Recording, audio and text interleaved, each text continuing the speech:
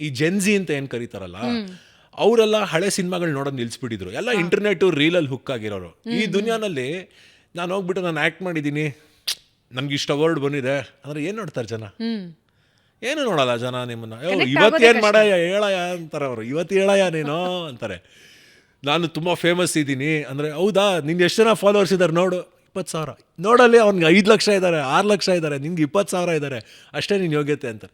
So Gen Z ಯೋಚನೆ ಮಾಡೋದು numbers, reach, ಅವ್ರಿಗೇನು ಇಷ್ಟ ಆಗುತ್ತೆ. ಸೊ ಆ ಸ್ಪೇಸ್ ಇದೆಯಲ್ಲ, ಇಂಟರ್ನೆಟ್ ಅನ್ನೋ ಸ್ಪೇಸ್ ಇದೆಯಲ್ಲ, ಅಲ್ಲಿ ಸ್ಟಾರ್ಸ್ ಇಲ್ಲ.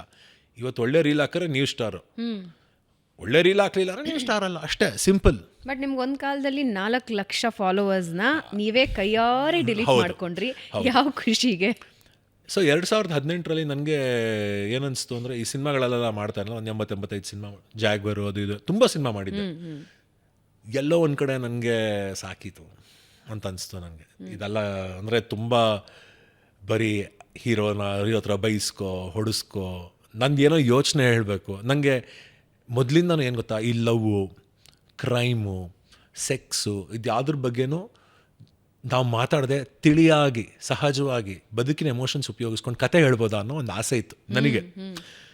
ಆವಾಗ ಅದನ್ನೆಲ್ಲ ಗ್ಲೋರಿಫೈ ಮಾಡೋದು, ಏನು ಅರ್ಧ ಗಂಟೆ ಕಾರ್ಯಕ್ರಮಗಳು ಹೆಂಗೆ ಕ್ರೈಮ್ ಮಾಡೋದು ಅಂತ ತೋರಿಸಿ ಜನಕ್ಕೆ ಅವರೇ ಐಡಿಯಾ ಕೊಡೋರು, ಹೆಂಗೆ ಕದ್ರಿವರು, ಹೆಂಗೆ ಮಾಡಿದ್ರು ಅಂತ. ಆ ಥರ ಇತ್ತು ಸಿಚುಯೇಷನ್. ಸೊ ನಂಗೇನು ಅನಿಸ್ತು ಅಂದರೆ, ತುಂಬ ಅತಿ ಆಯ್ತಿದೆಲ್ಲ, ನಾನು ಏನಾದರೂ ಪಾಸಿಟಿವ್ ಆಗಿ ಮಾಡಬೇಕು ಅಂತ. ಸೊ ನಾನು ಇದೇ ಕತೆ ಹೋಗ್ಬಿಟ್ಟು 4 ಜನ ಕೇಳಿದೆ, ಜೋಶಿಲೆ ಕತೆ ಹೇಳಿದೆ, ಈ ಥರ ಹಿಂಗೆ ಮಾಡ್ತಾಯಿದ್ದೀನಿ ನೋಡಿ ಅಂತ. ಅದರಲ್ಲಿ ಸೆಲ್ಫಿ ಅಂತ ಒಂದು ಕ್ಯಾರೆಕ್ಟರ್ ಇದೆ. ಅವ್ನು ಯಾರು ಅಂದರೆ ಆಡಿಯನ್ಸು.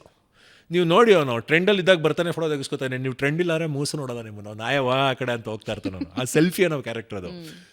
ಸೊ ನನಗೇನು ಅನಿಸ್ತು, ಇದೆಲ್ಲ ಪ್ರೊಡ್ಯೂಸ್ ಮಾಡಿ 4 ಜನ ಅವರೆಲ್ಲರೂ ಕೇಳಿದ್ರು, ಏನು ಸರ್ ಒಂದು ಫೈಟ್ ಇಲ್ಲ, ಒಂದು ಐಟಮ್ ಸಾಂಗ್ ಇಲ್ಲ ಇದರಲ್ಲಿ, ಮತ್ತು ಆ ಫಾರ್ಮುಲಾ ಅನ್ನೋದು ಏನೂ ಇಲ್ಲ ಇದರಲ್ಲಿ, ಏನು ಮಾಡ್ತೀರಾ ಸರ್ ನೀವು ಅಂತ ಎಲ್ಲರೂ ಇದೇ ಪ್ರಶ್ನೆ ಕೇಳಿದ್ದು. ಅವರು ವ್ಯಾವಹಾರಿಕವಾಗಿ ಕೇಳಿದ್ರು. ನನ್ನ ಹತ್ರ ಉತ್ತರ ಇದ್ದಿಲ್ಲ ಆಗ.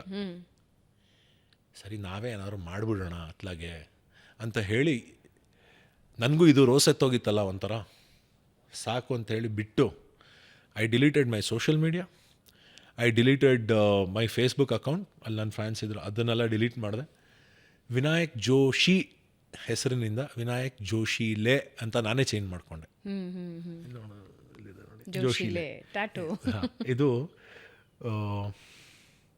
ಶಿವನ್ 3ನೇ ಕಣ್ಣು ಅಂತ, ಸಿಂಬಾಲಿಕಲಿ. ಏನಕ್ಕೆ ಅಂದರೆ, 3ನೇ ಕಣ್ಣು ಅಂದರೆ ನಿಮ್ಮಲ್ಲಿರೋ ಜ್ಞಾನ. ಅದು ಯಾವಾಗ ಹಿಂಗೆ ಓಪನ್ ಆಗುತ್ತೆ ತಲೆನಲ್ಲಿ, ವಿಚಾರಗಳೆಲ್ಲ ಬೇರೆ ಥರ. ನಮ್ಮ ಮಾಸ್ಟರ್ ನಾನು ತುಂಬ ಚೆನ್ನಾಗಿ ಹೇಳ್ತಾನೆ, ದೃಷ್ಟಿ ಬದಲಾದರೆ ದೃಶ್ಯ ಬದಲಾದೀತು ಅಂತ ತುಂಬ ಚೆನ್ನಾಗಿ ಹೇಳ್ತಾನೆ ಅವನು.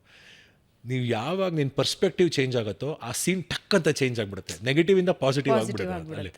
ಸೊ ನನಗೆ ಆ ಮೊಮೆಂಟಲ್ಲಿ ಒಂದು ಠಂಗ್ ಅಂತೇನೋ ಓಪನ್ ಆಯಿತು.